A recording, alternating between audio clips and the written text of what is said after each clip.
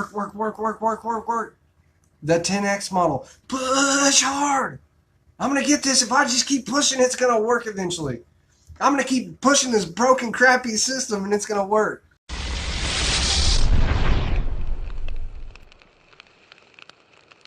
Let's watch some videos. In this video, what I'm going to talk about is admitting you're lost, taking action, taking account of what you have, the stages of growth in your service and building a plan, and then time and money. So this will be a very well-rounded video talking about a lot of topics, trying to flow them in together. Some of it might be vague. Maybe I can dip in deeper on topics that you guys want. You'll just have to let me know. So we're going to go ahead and dive into the first thing. If you want to grow in your business, your life, so that could be business, life, spiritual, marriage, whatever it is that you're wanting to grow, you have to admit that you're lost before you can build your plan. You have to get over your ego, okay? I'm willing to admit all the time, I have the answers for everything. I'm okay with that. If I can admit I'm lost and then dive deep into understanding something, build a plan and go from there, then I can have actually something that I can start working towards. But I have to admit I'm lost first, otherwise I'm stuck in a box. By admitting you're lost, if you've watched me this year and you've kept up with my videos, if you've watched all my videos, you got way too much time. But if you watched them vaguely, you'll notice at a certain point in time this year where I had a lot of anxiety and everything was going crazy. There's all this stuff working up to I'm calm. Everything's, I'm not saying it's perfect, but I'm level-headed. I'm not stressed anymore. I'm calm. Everything's going to be taken care of, okay? But first, you have to admit you're lost before you can develop your plan. So by doing that, you can receive information, then you can build your plan, then you can start executing that plan with massive force, which would be the 10X concept of pushing hard. You have to admit you're lost, have the plan, and then 10X. You can't just skip straight to 10X or pushing with massive action. It's not going to happen that way. You have to have something to work. Then from there, you have to allow yourself to evolve. What you think your business is going to look like in year one. If you're several years into your business, please comment in this video and say yes or no on whether your business looks the way you thought it would look at the point you're at your first year. So your first year, did you think it was going to be where you were? Is it different? Are you doing something different? Or have things changed? I'll dive in more on that later. Allow yourself to evolve. Your plan will change, and you need to make micro adjustments as you go. If you got a good plan, then you can do micro adjustments there. Now, here's a good one that a lot of us forget to do. So I'm going to tell you a real quick story. My first year in business, about halfway through the season, I'm so freaked out, right? My first year, our daughter came along in July. I found out in November, somewhere around there, and I'm like, oh God, I gotta do something. That's about the time my business started. I'm like, what do I do? So I started in the middle of winter, and then luckily we had an ice storm, and that's when I really got the ball rolling, okay? So I started doing tree work and, cleanups and different things. Then it got dead, and then it started with lawn service. Okay, that was the main flow of it. But something happened is I didn't have equipment. I started with the last $100 I had, and I bought a chainsaw, and that's what I did those cleanups with. The whole way, for the last 5 years of my business, almost 6 years, I've done something consistently that frustrates me that I've done. Now I can be effective with what I have, but something I've done is I've bitched about the equipment I have. It's never good enough. Now, while I think that's good because you need to not be so comfortable that you never replace, never invest, never move forward, you need to take account of what you have and go from there. So that first year, one of the things that happened for me is when you get crazy busy, sometimes, and especially when your setup's not very efficient, it'll get messy. It'll get very messy. So I'm cleaning my truck out about the middle of the year. And I'm like, throwing the trash in this bin and stuff. And then I'm throwing all the tools in the yard. I'm throwing them from the back of my truck. It was so covered up that I didn't even know what tools I had. So that's why I was going through it, because I've been looking for tools and I'm digging, I'm scrounging, and I'm finally finding them, and then I can go to work. But it was highly ineffective. Highly ineffective. If you can't find your tools, it's highly ineffective. That's a little tip there. But so I was throwing the tools out. What ended up happening is my whole setup was on the lawn. My whole setup was on the lawn. I'm sure you've seen setup videos on YouTube. And the cool thing about that is they're actually taking account of what they have. You want to document what you have. Lay it all out. Take pictures so that a year down the road, 2 years down the road, longer, you can go back and go, man, I forgot I even had that junk mower. I forgot I fought that thing all the time. That thing sucked. Dude, that trailer was horrible. I really come pretty far. I can't wait to see the next phase in my business. You need to be grateful for what you have. Be grateful for what you have and take account of that. Really, the best way that I think this could ever be put, okay? This one line out of one book, which, by the way, this is going to be the book of the week for the 52-week challenge, or the, you know, if you're wanting that, this one book, one line gave me peace. I've calmed down a lot, okay? Be faithful over a few things, and I shall give you many. Be grateful with a little bit, and you'll get an abundance. Do good with a little bit, and you'll get an abundance. So, the NIV New Testament version is the book of the week. Not going to push religion on you like crazy, but I will tell you, if you're not religious, whether or not you are or not, that book will give you such a beautiful layout of how you can work your life, your business, everything, and give you calm and peace to work around. So we're going to skip and we're going to move on to the next thing. All right. So make the best of what you have. Take account of those things. Assess how far you've come. Fully contemplate. This is the next stage. So you've assessed what you had and you're doing all that stuff. Now you need to fully contemplate how to be the most efficient with the equipment that you have right now. So we're coming into leaf season. Don't go into leaf season complaining and whining and say, I can't do this without this. I'm not going to make money without that. Find out how to make money. If you can't afford the next stage, if you can't afford to get a leaf loading back or this and that or whatever, now if you can afford that and it's something you've contemplated on and it's time to take that next step, it's time to take that next step. But if you're in your first year and you don't have the money, a lot of who I talk to is people that they don't have the money in the startup. They don't have the cash flow. They don't have that line of credit access because I didn't have that. I'm speaking directly to those people because that hit so hard to me because that's where I was. Okay? So if you don't have that, find out how to be highly effective with the equipment you have. Make the most amount of money with the equipment you have right now. And then from there, you'll be able to upgrade down the road. And like I said, take pictures and gauge your growth. I can't stress how important that is. I actually have a couple of years where I didn't have pictures. And I'll notice those years are the years I've plateaued. You need to see where you've been. Don't look behind you and go, yeah, I've come so far. I'm so awesome. Look how far I've come. Don't do that, okay? That's not what I'm doing with these videos. I'm sharing my experience in hopes that it'll help you. But look at where you've been and understand that your destination, you're trying to go in a straight line, but I've never seen a highway that's a perfect straight line, okay? There's a lot of bends. You want to go down the highway. You don't want to go down the rural route. You want to go down the highway. You want to go as fast as you can. But understand, there are curves in that road. There's adjustments on the plan.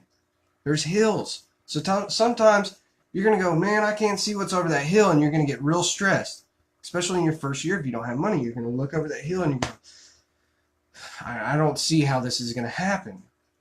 I don't know how I'm going to put gas in my truck when I'm on my last 20 bucks, and I gotta get this with it, but I don't have money for gas. Whatever it might be, you're going to have times of stress. Just understand, keep pushing forward, keep moving forward, and understand that once you get to the top of that hill, you're going to look over and across everything, and you go, wow, this next area looks interesting. You're going to be able to dive into that, and then you're going to go up another hill. And you're going, well, this is never going to end. You get stressful. That's the way it goes. That's how growth happens. Each hill, you go up a little further. All right, so the stages of growth and making a plan. So I kind of broke this down, in my opinion, on what the 3 stages of growth of service are from what I've seen, from my personal experience, as well as talking to businesses at multiple levels. If you don't know, I'm obsessed with business. I mean, for the last several years, my wife was actually just talking about this. Like, she said, you know, Kevin, this is awesome what you're doing here, because this is the kind of stuff you used to do. You would stay awake when we were going to sleep. You would obsess and you would listen in silence. I would have headphones in and listen in silence, laying in bed with my phone turned down as dim as possible, listening to other businesses talk about business, trying to figure out how this thing works. You have to be obsessed. All right, so stages of service. There's number 1, in my opinion, would be the experimental stage. This is your first year, maybe second year. You're taking on everything. And some people never leave the experimental stage, and they're good at that. The problem with the experimental stage is you aren't efficient at everything. The good thing with the experimental stage is that you need to be able to look at the different stages. So you've got all these different services you can provide: mowing, you know, I can do concrete, I can mess with trees, I can paint houses, I can do this and that. You know what I did my first year? Everything I could get my hands on. I was doing handyman work, lawn service, this or that. I was taking all the money I could get. Everything I can get my hand on. I'm selling it if I know how to do it. If I don't know how to do it, I'm watching YouTube and I'm figuring it out, trying to do it the best I can. That creates stressful situations too. You will get in over your head on a few things, so you got to be very careful in the experimental stage. But what you learn from there is you actually find out what you're decent at. And that might be lawn service, it might be concrete, it might be painting. That's the time you find out what works. I found out what worked for me, so it might mean what works as far as what you're good at. It might mean what you like financially. So I chose the lawn care aspect because it's the reoccurring sale. It's the closest thing to a paycheck. It's the reoccurring, the dependable money, what I could count on. I just came out of hard winter, okay? Remember that I came out of hard winter my first year, where I'm like, oh God, I did a lot of tree work. I got real scared. Things happened. I got broke. Then you get into January, February, money gets real tight. March, you start making some money. I did a massive amount of mulch, and then I started doing lawn care. I didn't even have a mower when I started selling lawns. That's where I went. Okay, now the second stage is the niche stage. This is where you find out what your niche is. You go, okay, I'm going to do this service, and I'm going to do it this way. I'm going to do it this area for this person, this type of client. You're going to get as highly effective with that niche as possible. You're going to make the most amount of money you possibly can with the least amount of equipment. I only have one type of mower I use. I only use one type of mower. I don't want to maintenance 5 different sizes of mowers. I don't want to have a big mower and a 21-inch mower and have the big mower go out and push mow. I've done that. I've gone from 48 inches of mowing down to 21 inches of mowing and try to get the same amount of work done in a week when I was maxed out, and it's almost impossible to deal with. You get stressed. You find the simplest path in your business, the simplest path to make that money flow efficient, work out the kinks. The niche phase is where you start to really make some good money. Then you get into stage 3. This is where stages, now remember, this is all stuff that happens over years of learning. So your first year, you might be experimental. You might jump to the niche stage right away. It happens different for everybody. Now there's companies that go straight to this third stage. These are the companies that are huge, okay? If you watch some, they'll almost become contractors where they handle everything, okay? So they're doing lawn service. and they're doing painting, everything else. It's almost like they went back to the experimental stage, but they learned from the niche stage, and they create separate crews that are specialized in that niche. Now, what is your transition into that phase? Your transition is slowly you'll add new services onto your business. So you start with mowing, then you add, maybe you have mowing, you do mulch installation and trimming bushes are the three that you conquer in your little niche area. Then you doing flats of flowers, or maybe you learn some minor chemical treatments you can do, or seeding the lawn, or whatever. You learn those things, gutter cleaning. I mean, you're gonna do that stuff throughout the season, but what you're gonna do is you're gonna get highly effective at the services you add on. You're gonna make the most amount of money you can with those. You really want to transition your business, and the niche stage is where this starts. You're gonna transition your business. You need to make your client never want to look for somebody else. That's how you can have client retention. Make your client never want to look for somebody else. If you're on time and you do awesome work, the only reason they would ever decide to leave you is if you sucked, or if they're price shopping, or they didn't pay you, in which case you're dropping them. So once you find your ideal client, you need to retain your client. You get the phone ringing and you gain the client, but it's much easier and cheaper to keep that client for a long duration of time than it is to have a one-time service for that client and never have an interaction with them again. So you want to retain that client. Those were the stages. If you're in the experimental stage, some of the questions you might want to ask, you need to find out who your client is. That's how you get into the niche stage. You need to find out who your client is specifically. Do you know what your client looks like? Is it a man or a woman? What age are they at? What's the income in their household? What's the price of their house? How long have they lived there? What area of town is it? I mean, there's a lot of questions you can ask. What are their hobbies? Where do they hang out? What social media platforms do they hang out on? Are they in specific types of groups on those social media platforms that you can show up and have interactions, make yourself known? So once you figure out those questions and you can kind of really just consolidate who this person is, that's when you can really form your niche and you can really start to grow that. Then we get into the form a plan stage. You know who your client is, you've got your plan, you're wanting to grow, and maybe you don't know who your client is because you're in the experimental stage. You still need to come up with a plan. And I'm not saying a written business plan, although I do believe that is a very, very good thing to do, but I have never done a written business plan. What? I haven't done a business plan. I've written out goals and different things of that nature. But the problem with the business plan that I always got hung up on was the numbers and this and that. Now, do I have a budget? Yes, I have a budget. Do I have a business plan? Absolutely, but it's not consolidated into what you would consider a business plan that I can take to a bank. Because I never had this situation where I could take a business plan to the bank because my credit was jacked for several years because I thought it would be a great idea to buy a Harley on a whim when I had my life ratcheted up. I'll get into that more in a minute. And my life changed in aspects, so that all jacked it up. That doesn't matter.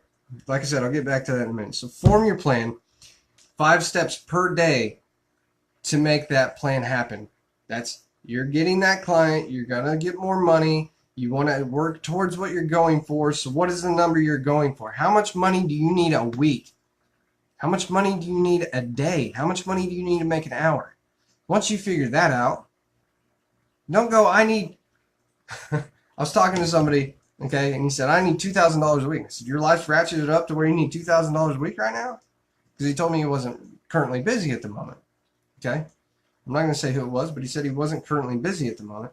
I said, your life's ratcheted up to $2,000 in a week and you don't have any income flowing in? And he said, well, that's what I need for the winter fund. I said, you want to turn the season around right now? You need to focus on getting some income right now. You don't have anything? You need to make $100 a day. Just start with that. Just make $100 a day. Then turn that into 200. And turn that into 300. Just figure it out right now. Turn it around. You need a plan that you can work. So if you start with $2,000 or $3,000 or something that seems astronomical when you don't have any income, it seems impossible. You got to come up with something that you can actually work, a workable plan, and then you need 5 steps. Okay, there's action 5 or something like that. Anyways, the concept is you come up with 5 steps, 5 action plans that you can do to make that happen each day. So let's say you need the phone to ring. If you're having money problems in your business, know right now that that all goes away. You still have a job, okay? I'm sure it comes down to benefits and things like that. But if it comes down to income, you need to be certain in yourself, okay? So discipline, certainty, these are things that you need to be in business for a long period of time.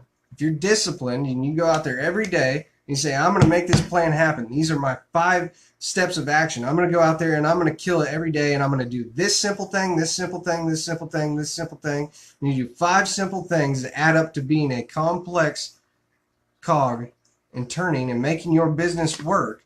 Then you will actually start to make movements. So let's talk about just getting that phone to ring real fast. I'm not going to dive deep on this. I've kind of gone in that in another video. But say you want to get the phone to ring. Well, what are 5 different things you can do? You can get on Facebook and you can do ads. You say, well, I do ads, and maybe it's once or twice a week. Let's start doing that twice a day. Start doing that twice a day. Get on Facebook groups. This is the second one. Get on Facebook groups and start creating relationships in local groups around you. So if you know that you work in this city and there's a Facebook group for that city, get in that group. And when somebody talks about their car breaking down, say, hey, man, that's horrible. I've been in that same situation before. I hope all is well. And give them a positive vibe. Start vibrating on a level that people gravitate to. Start being the most positive person that you know. Does that mean you're not going to have moments where you're negative? Absolutely. I'm negative all the time. But what do I try to do? I try to cut that out, and I try to be positive. Try to be positive. Because negativity will drag you down. It will suffocate you. It will kill you. So be positive. So make relationships with those people. And don't think saying one time, hey, congratulations on this or that, or that looks great, that's awesome, really happy for you. Don't think doing it one time is going to help you.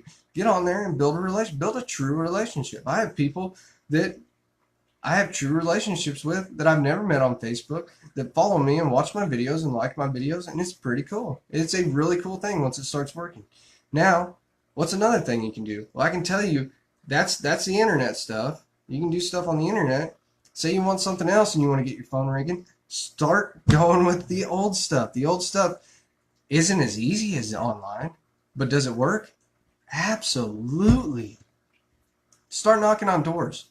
Knock on 10 doors a day. All right, this is a challenge. I'm going to call it Get Off the Couch Challenge. If you're in the beginning of your business and you're residential, and you can do it with commercial too, go in there and talk to people, to 10 businesses, okay?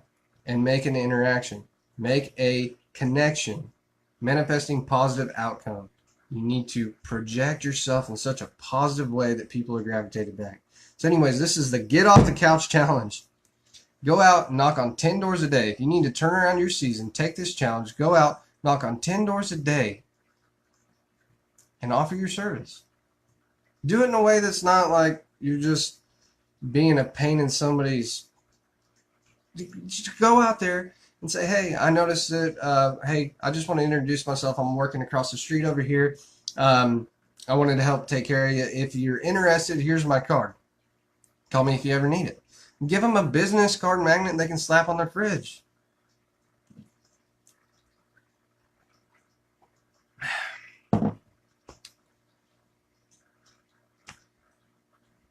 Figure it out. The cool thing about knocking on doors is the more you do it, the easier it gets. You can play it back, and that really becomes this very, very cool thing that helps you throughout your business on selling. So I kind of skipped forward. That was meant to be later, but we're getting anywhere. So the 5 steps of action, you can figure those out. Be creative. You're you're only limited by your creativeness with that stuff, okay? Now, if you're at a point where you're working a plan, you have a plan and you're working it, and you're burnt out and you're tired and you're exhausted, you feel like you're making no progress and you're alone and you feel like you want to give up, that's normal. It's normal. That will happen to anybody. It starts with burnout, and then everything else falls down the bottom. You get depressed. You'll get depressed. It's okay. That happens. There are struggles. Now be calm, be positive, and work through them. You're good, man. You're a juggernaut. The whole purpose in naming this group a juggernaut is so everybody else can say in there, I'm a juggernaut. What's a juggernaut? A juggernaut's this awesome dude with a crazy uniform that's bulletproof. You're a juggernaut. You're unstoppable. Stop being weak. You're good. All right. All right. Time and money. Time and money. So I talked about get off the couch. So get off the couch challenge. That comes down to, in a business, and you're starting a business, you need money. It's an undeniable fact that you need money. What are you going to do about it? If you're starting your business and you don't have money, you have one of two things. You either have money or you have time. If you don't have money, you have time. So leverage your time to make more money and use the money to grow your business. Money is a tool to invest in your business. Money is that tool to buy the more effective piece of equipment so you can get more work done, or pay for somebody to help you do some labor. Do whatever it is. Money's that tool. Money is a tool. If you don't understand that concept, you need to read Richest Man in Babylon and understand that money is there as an investment to make more money. Once you figure that out and you can start handing out money to make stuff happen, you really get that coming back. But you might not have money. I know that too. I know what that's like. I'm not rich. I told you I don't have a line of credit. Why not? Because I jacked my credit up. I'm still recovering from that. But it's all good because I use my business to invest in the equipment. I use my business to cash flow my business. Okay? You're okay. So if you don't have the money and you're sitting on the damn couch complaining you don't have money, that's your problem. You have a lot of time, but no dedication. You need to start having a plan and start working that plan. You need to get up. If you're on the couch and you have a lot of time, you need to start knocking on doors, working Facebook, start driving leads. Don't play on Facebook. Facebook's a difficult one to market on because it's too easy to play on it. It's too easy to start scrolling and getting caught in the black hole of Facebook. And then Facebook doesn't become a tool. You need to use Facebook as a tool to grow your business. Okay? So start using that time in a better way. If you're not working all the time, and maybe you're getting your phone to ring and you're going to get these bids, but you're not getting jobs, and maybe your price is ridiculous because you're getting on these other Facebook groups and you're trying to you get on these other Facebook groups and you say, how much is this? Or you see somebody say it and you're like, well, they said they don't work for less than $250 to drop their gate. Every business looks different, okay? Say right here you had a girl that's 100 pounds and you got a girl here that's 300 pounds. And you try to have them wear the same pair of pants. What happens? That's not going to fit both of them. It's not going to happen. It might fit them, but it's not going to look good on both girls. So it's not going to happen, all right? Every business is different. Now, are the fundamentals of business right? Yes, the fundamentals are the same. But every business is different. The amount of money you need to make compared to somebody else, their overhead is different. You don't need to make the same amount of money. Maybe you just need to get the ball rolling. Maybe you need to work and do some jobs at low profit. I'm not saying that's what you want to do to grow your business, but maybe you need to get the ball rolling and you need to get some pictures and you need to get things moving. Business is like a locomotive, and once you get this train rolling, you really get to moving, you get to making money, you get to doing better, okay? So maybe you just want to get your business moving forward. You need to get your portfolio so you get pictures so that you can have a portfolio of pictures that you can use to advertise on Facebook and other media forms.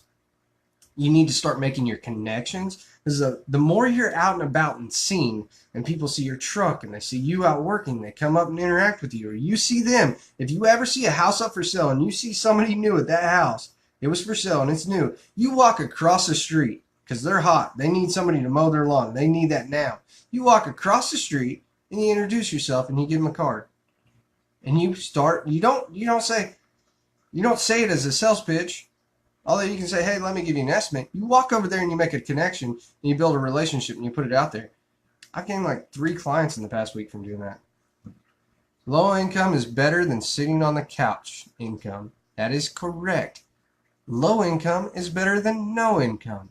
If you're not moving forward, you're not moving. If you're not moving forward, you're not moving. The problem is people look at these companies and they're like, man, look at them doing that $300,000 job. I wish I could do that. I'm not getting out unless I do that. Your skill set's not at that level. Their mindset's different. The only difference between you and somebody that's $1 million company is the mindset between you and them. Do you think I'm going to think the same way if I was $1 million company? Absolutely not. I'm growing. I grow every day. I don't think the same way I thought 6 months ago. It's not going to happen. I am pushing as much knowledge into here as I can, and I absorb as much as I can. And the cool thing is that I get to share it with you guys. But you want to soak up what you can, learn what you can, but you need to have determination. So it's one thing you can know everything you want, but fundamentals between you and somebody that's a millionaire, they've got determination and they're confident and certain about what they're doing.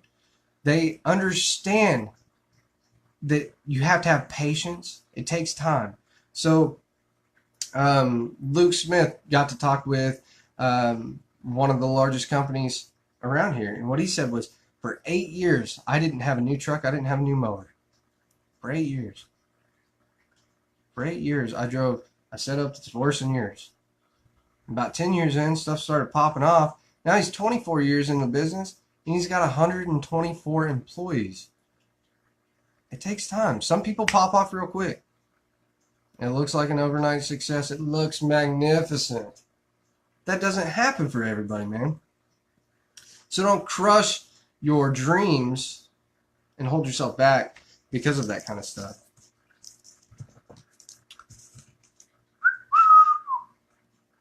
All right.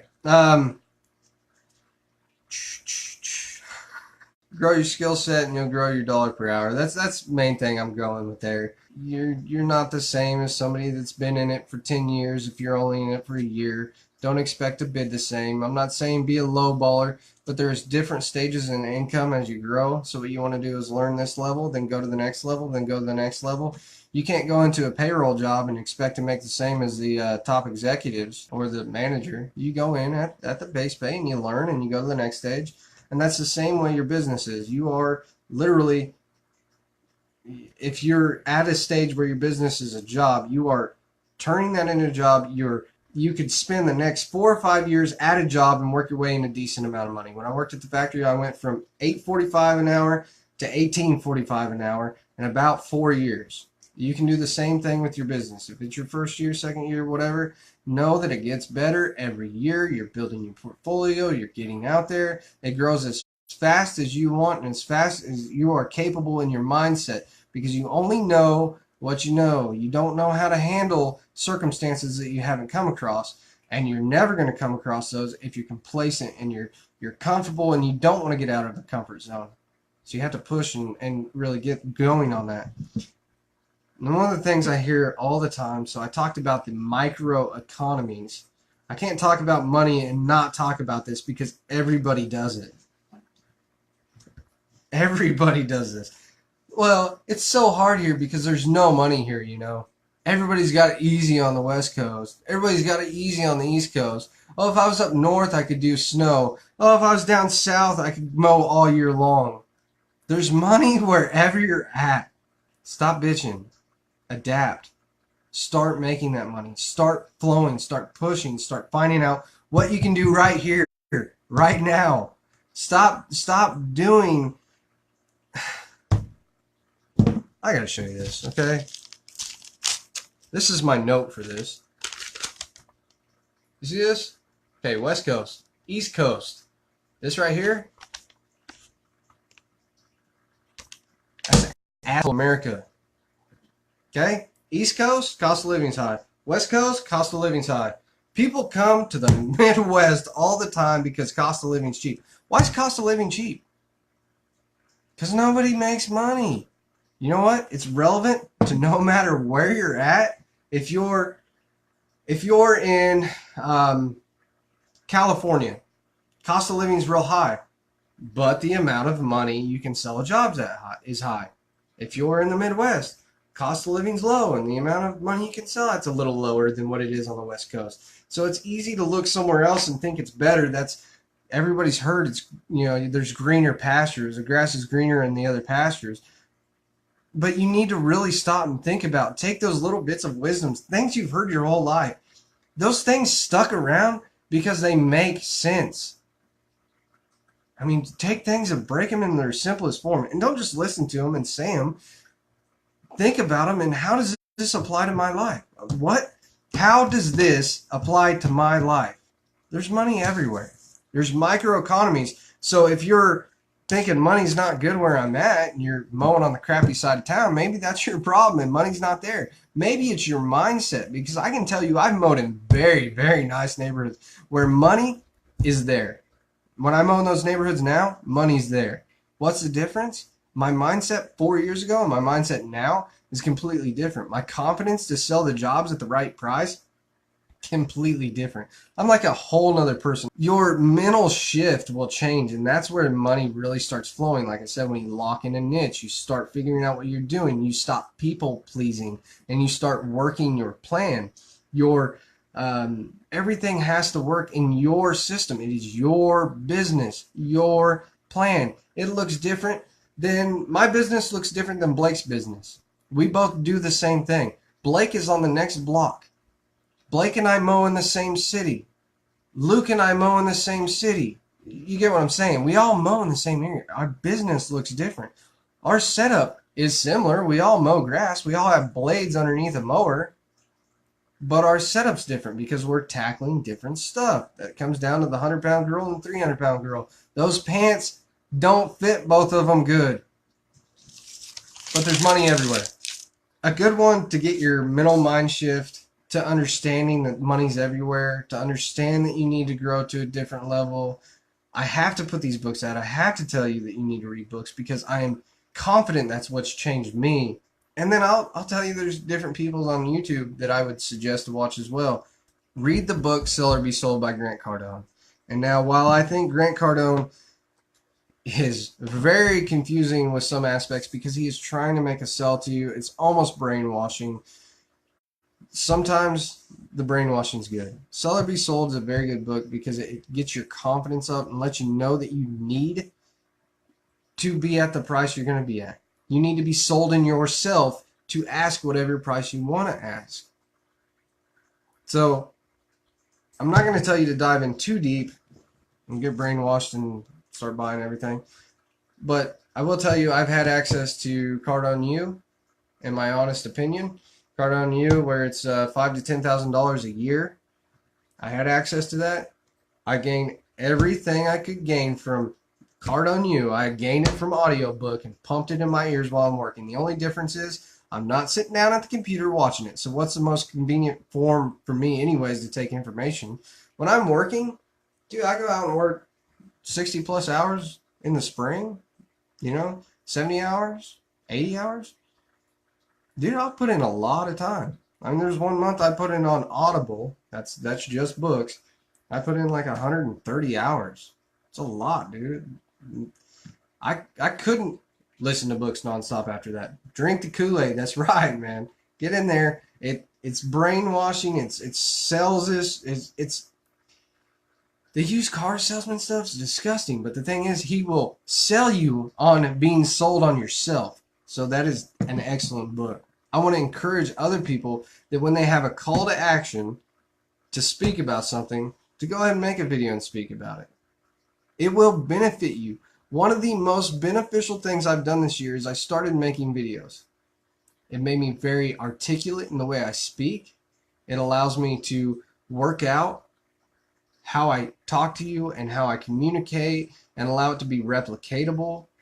You know, you need to understand what I say and be able to use it. And sometimes when you're thinking stuff and you're talking, what happens is you think a lot faster than you talk, so it doesn't come out real clear. The more videos you make, the better it will get. I encourage you to do this. If you're frustrated, stop. Don't make the video at that moment. Stop. Give it a minute. It's okay to be frustrated in a video and say, hey, I'm going through this, but don't get on. Get on there. The other day I mowed a lawn and I mowed it for free, and when I figured it out, the best thing you can do in life is it happens. It happens. Laugh it off, dude. Move on. It's good. I watched that video again and it made me laugh that I was laughing at it. It's good. I'm in a positive mindset about it. You're going to do free work here and there. What's the difference between that and somebody that doesn't pay you? And you know that's inevitable. Somebody here and there is not going to pay you. It's all good. If you know somebody getting into the business that needs help, dude, we want to help other people. It's all about helping other people. I want to help talk with them and have dialogue with them and think I'm just helping them, but in reality, I went, oh man, I said something really good there. That helped me with this current problem I'm having. That's what's going to happen when you start making videos. You'll go back and you'll listen to your video here and there and go, wow, I didn't even know I said that. You get what I'm saying? So, I believe the two books I said while I was on here, I said Sell or Be Sold, and I said NIV version of the New Testament. That's a real good one to start with. It's gonna be it's gonna be something that calms you down in life. Okay, understand that you only have so much power. That's the way it is. So, not trying to be pushing on religion. Your beliefs are your beliefs, and I don't judge you either way. That's all part of life. Okay? But being that I have become religious this year, I cannot hold back faith and not say something here and there when I have a call to action, especially when it helped me out in life and I had such a calming effect from it. There's no way I couldn't tell you about it. All right. So anyways, this has been great. Let's go ahead and read up here. Lucas said, drink the Kool-Aid. That's Cardone. Philosophy of pricing and knowing your value. Do you guys have any questions? I'm going to scroll up, but ask me some questions if you guys. Lucas was asking about employees. And he was having an issue with the employee learning the mower. And with that specific scenario, I will say that for me, like I have a belt drive that's T-bar set up, and then I have the pistol grips like you're talking about. That T-bar setup is very, very easy for employees to learn if they're new on a mower. It's a lot more easy than a hydro setup, and I would assume your other mower is a hydro setup. So you know, finding a cheap one on Craigslist might be something to invest in as you grow. You know, just something you have as a backup mower, anyways. I don't think that's ultimately the best thing. The other thing is just, you know, that's maybe if you have an open field somewhere, take them to an open field, give them some time that's not on a property, and just break it down and walk them through it. Especially if they can't get it and they're that kind of person that needs some extra attention. Like you're gonna come across that. Everybody learns in a different way, and you might need to really just hone in and break things down and talk with them and go through it in a calming way. And then the other thing is as being a manager. So I've actually had an awesome experience of being able to be a manager when I was younger at a very young age. I got a management position at Sonic, and I think I was 16, maybe I just turned 17. And I got to manage about 25 people a night, and that would dwindle down throughout the season. But generally started out with about 25 people. Um, and what I got to learn is different types of people need different types of catering to message to them, to get them motivated, to get them to work. But what you can never do in front of that employee, while you need to be stern and you need to set up, like Sonic had a system, so I was managing that system. Like you can manage a system, but you can't manage people. If you're just managing a person, then that's not replicatable. But if you're managing that system, then it's easy. So the problem in my business when it comes to employees and I scaled back is that I didn't have the systems. I didn't have my pricing structures right. I didn't have my efficiency up to the right amount. I didn't have the right equipment in place. I have a lot of key things. And the other thing is, it'd been so long since I had been in managing.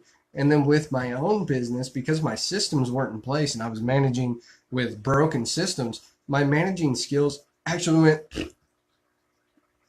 I know how to be a good manager, but you can't be a manager that leads in the wrong direction. So everything will actually start with you. Always keep positive. Always keep motivation. Know that when they screw up, you are actually paying for their knowledge to grow. Like that's gonna happen. It's gonna be inevitable. Try to prevent them to screw up on something that's expensive or costly, but they're gonna jack a blade up or they're gonna do something stupid. Hopefully, they're not gonna hurt themselves. Um, every now and then, something's gonna break. Like the cost of doing business with a window breaking out here and there. I know that wasn't something you were talking about, but that stuff does happen. Manage the situation, not the people. Absolutely. And the other thing is never get angry in front of them. Like, don't show them anger in a weakness form.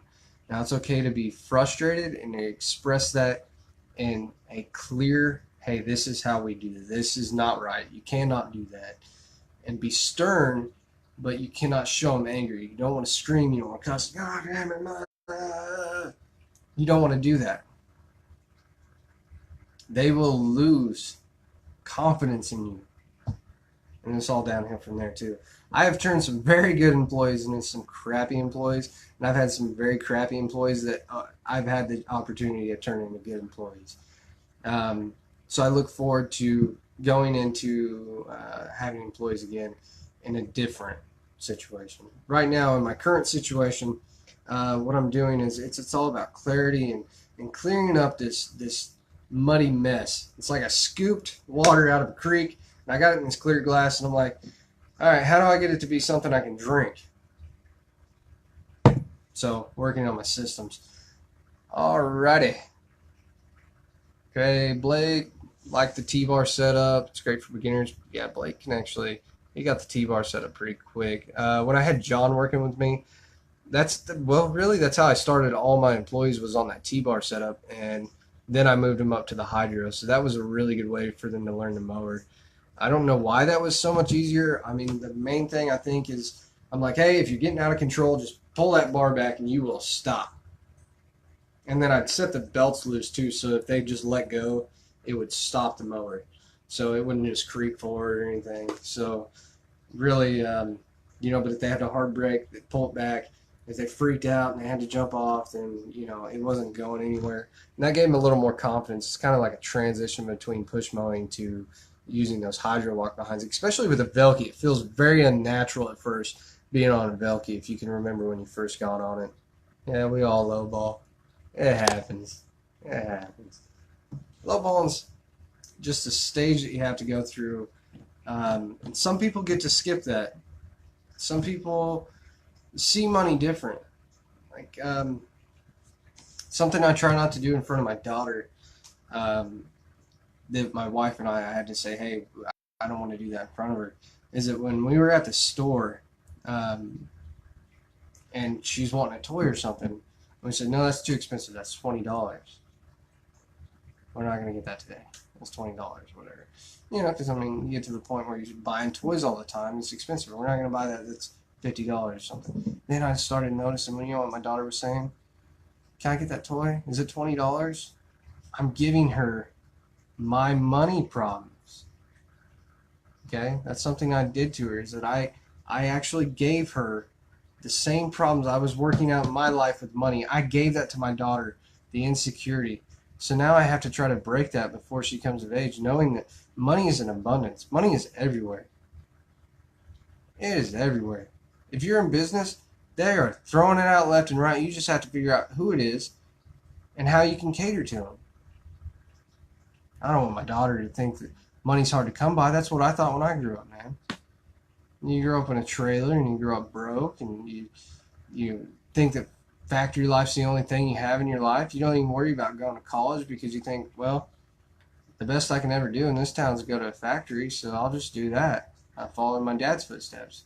I love my dad. He makes good money at what he does now, but it took him a long time. So you have somebody that says go work college. You have somebody that says go do business. You have somebody that goes go do factory work. I thought it was great when I worked at the factory. I had my blue uniform, his button up, Kevin Hansen on there, and it looked good, felt good. It had the company name on there. I felt good about it. I'd go see my friends at, I'd go to McDonald's and I'd see friends that went to college. And, they were the ones that talked crap on me in high school, and they went to college. And at that time, your ego, at that age, my ego was, I would see them working at McDonald's, and I'm like, I'm making 18, buddy. How are you doing? You know what I mean? So money's only relevant to the stage in your life. Now, here's the other thing about money. You can ratchet up your lifestyle. The more money you make, the more money you spend. That's something I started saying when I was at the factory. Because when I was making $10 an hour, you know what I did? I looked at the guys making $15 an hour. I was like, man, if I just made $15 an hour, all my problems would be solved. Not even made $15 an hour, it wasn't enough. Man, if I just work my way into the $18 position, it'd all be solved. Every time I ratcheted my life up to the point where it wasn't enough. You need to raise your income without ratcheting your life up. Make strategic purchases that benefit your life. You can buy a lot of little things that add up to nothing, or you can buy several big things that serve a purpose in your life. So buy one big thing that serves a purpose in your life instead of this or that. Like cleaning out my truck last year. How many packs of cigars did I smoke at $7 a pack? And how many energy drinks did I drink at $3 a pop? You start cutting those out of your life, you start saving some money. I will save this year about $4,500 from not smoking. That's pretty cool. I will spend about $30 this year on smoking. I still smoke a good cigar here and there, but I don't smoke cheap, nasty, this and that. I've had 2 cigars this year since I quit smoking, and I didn't have a craving to go smoke them again. It's kind of like eating a steak. You eat a steak, it doesn't make you want to go eat another steak. You feel full afterwards. You eat McDonald's, you want to eat more garbage. You want to go eat more fast food. You're not hungry. You're not satisfied. It's not good enough. You get the point. Money's everywhere. I think this is a good video. I hope you guys like it. Add somebody to the group. Get people in. I want to know your philosophies as well. I want to see your videos. So this is a challenge to anybody that made it to the end of this video. That's hardcore. That's pretty cool. Give me a thumbs up. Give me a heart. And then let me know your philosophies. I want to hear about your stuff. I want to hear about things that progress me mentally, financially, business-wise, spiritual-wise, in my marriage, as far as being a father. Like, I want to know. I want to know about everything I can. I want to soak it up and I want to apply it to my life. Like, I am obsessed with taking what I have and working it to its fullest potential. Sometimes you have to put things in checks and balances too. So if we get back to the business concept, one of the reasons I ratcheted down a little bit was so that I could spend time with my wife and daughter and understand I want to be a better father. When I started looking at my goals, and I write your goals down, but when you write your goals down, write them down again.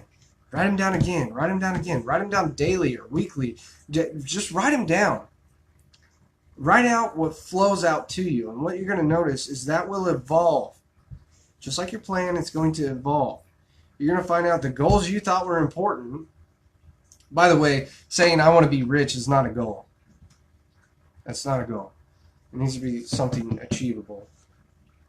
That'll never happen if you write it that way. You need to write, you need to write it as though it's happened or it's going to happen. You need to write something that's achievable.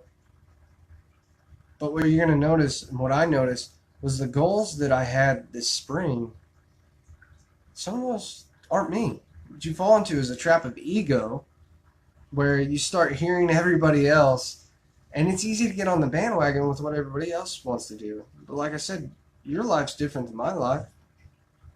Fundamentally, you have to do some things the same way I do them, but your life is still different than my life. There are subtle changes. There are things that are different. So what I found out is that, yes, I want to make more income. Yes, I want to get more money. But no, like, writing it as a way of, do I want to be rich? I don't want to be rich. I want to make more money. I want to have more income. I want to purchase a house. I want to take care of my wife and daughter. I want to be around them. What I started noticing as I was writing these, though, is that I started seeing my goals didn't align with my true core values of being a good father, being who I want to be for my wife and daughter first, because they are truly what matters. Like, nothing else in my life matters. The whole reason I got into business was to provide for them anyways. But why would I want to just provide for them and miss out on life with them? Why would I want to provide financial support, work my off, give financial support, and never see them? So I did that for several years. I'm work. The 10X model. Push hard. I'm going to get this. If I just keep pushing, it's going to work eventually. I'm going to keep pushing this broken, crappy system, and it's going to work. No, it doesn't work, man. It doesn't work. Start figuring out the problems and then figure out what are your goals? Like, what do you really want to do? What's the point of your goal? My goal was so that I could support my wife and daughter, spend time with them, be around them, family first. I will never get to see my daughter at the stage she's at now. She is 4 years old, and I feel like I've missed most of her life. I have good conversations with her. Now, I'm not sacrificing my career and business goals just for my family, but I'm not going to sacrifice my family goals for my business. There's a beautiful balance in life. Everything just flows together. And once you start getting it to flow right, they can both go up incrementally. But the problem is, if you push this one hard, this one will go down. You start pushing your business real hard, and your wife starts going, I don't want to be around you. You're a dick. You start fighting like crazy. Life starts getting real hard.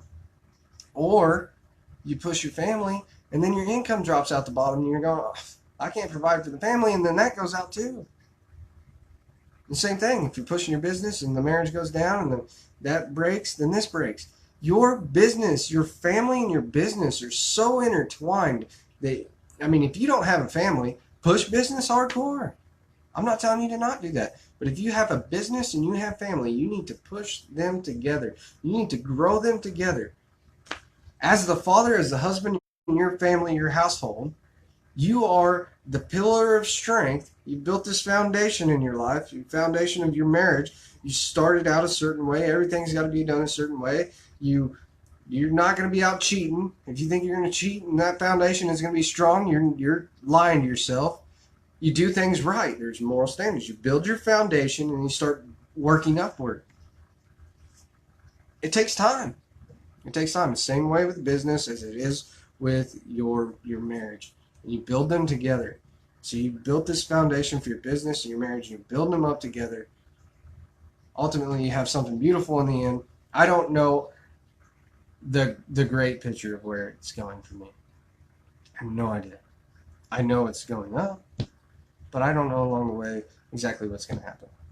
I don't know 100% where my goals truly are 100%. I've been really digging and finding out who I am this year. That's a beautiful thing about slowing down a little bit and taking a breath and really looking around and adjusting and figuring out the systems. While I'm doing that, I'm discovering who I am. These videos help me discover who I am. It helped me get confident. It helped me find God. I'm confident to say that I'm religious and that I believe in God now. Like, it's really hit me hard. It's a wonderful thing. Start making videos. I'm off here. You guys have a great night. This was a long one, but I think it was good.